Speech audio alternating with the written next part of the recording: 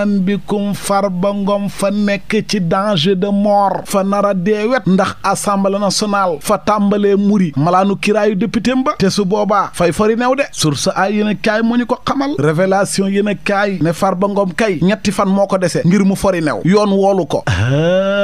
yaw seetal fan bu njëkk bi mooy tey ci àllarba ji ci la ñuy installé comité ad hoc ba suba alxamis ci la ñuy auditionné Farba Ngom gannaaw suba ajjuma ci la ñuy xamal plénière ba député ci assemblée ci la ñuy muri nag boobaa malaanu kiraay ba coow li jeex les si ko yéen a kaay dëggal ko ne assemblée nationale fa teg jéego bu njëkk ni ki démb ngir muri malaanu kiraayu Farba Ngom député ngir yoon mën koo woolu déglu ko l'observateur ne xaalis biñ koy toppee ak biñ ko tudd fa bëri ba jéggi day moom Farba Ngom 125 milliards ñu yéeteet ci xaay boo xam ne wàllu blanchiment tappale ak xalal ju bëri jooju naka la ko gars yi mënee dóor daal ba tappale ko dugal ko seeni société yoo xamante ne société tappale la ay tur rek a fa nekk looloo garaaw ak Tahirou Sarr moom it mañ cay tudd ne fa amal ay virement xaalis bu bëri jëmale ko ci Farba Ngom ak ñeneen loolu fa garaaw yor yéen a kaay na ko yëf yi fa weet su garaaw fa doy waar ñii xalalu réew mi wàllu blanchiment forot ak tappaleeg njublang ak ci xalalu état bi moom la ñu xamal Tahirou Sarr nag moom ak Farba Ngom ñooy ñaar ñi ci gën a tudd gu ñu ci gën a tuumal ne lu ju njaaga ñooy njaag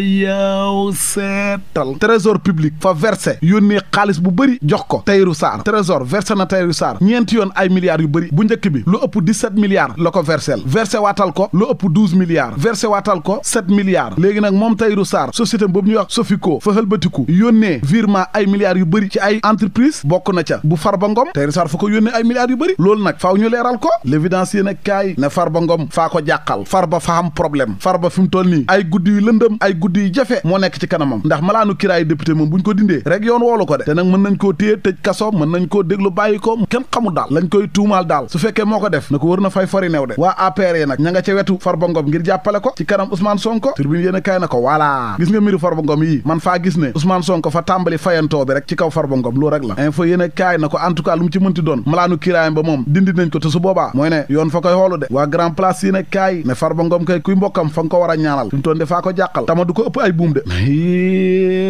leer laneen lu leer ba yegg ca nañ ja mooy ne Barthélemy Diaz moom it fori neewam ga jeex a gudde ba léegi mi ngi gën a am problème mi ngi gën di deltu ginnaaw ah yow fa ngay xool Barthélemy Diaz ñàkk na poste député ba ñàkk na poste maire am ba fi mu toll nii nag xam na beneen bu ci yokkaat Vox Populi nee na Barthélemy Diaz fi mu toll ni fa ñàkk présidence su métropole bi point actu yéen a kaay na ko est-ce que taxawu Sénégal ba sax xamante na fa dara moom Barthélemy Diaz sax man faa gis na fi mu toll ni maire bu Ndakaaru Khalifa Sall mu ngay suyee deltuwaatam par procuration yéen a kaay bi ne Barthélemy Diaz kay conseiller ya nga xam ne fañ koo mere ndax yorin bu ñaaw bu ñu yoroon maire bu Ndakaaru wan nañ ko biddiw ba cëg de la mu wane moom laas yéen a kaay mooy taxawaa bu rafet bu état bu Sénégal ngir suqali wàllu dem beeg dikk bi transport bi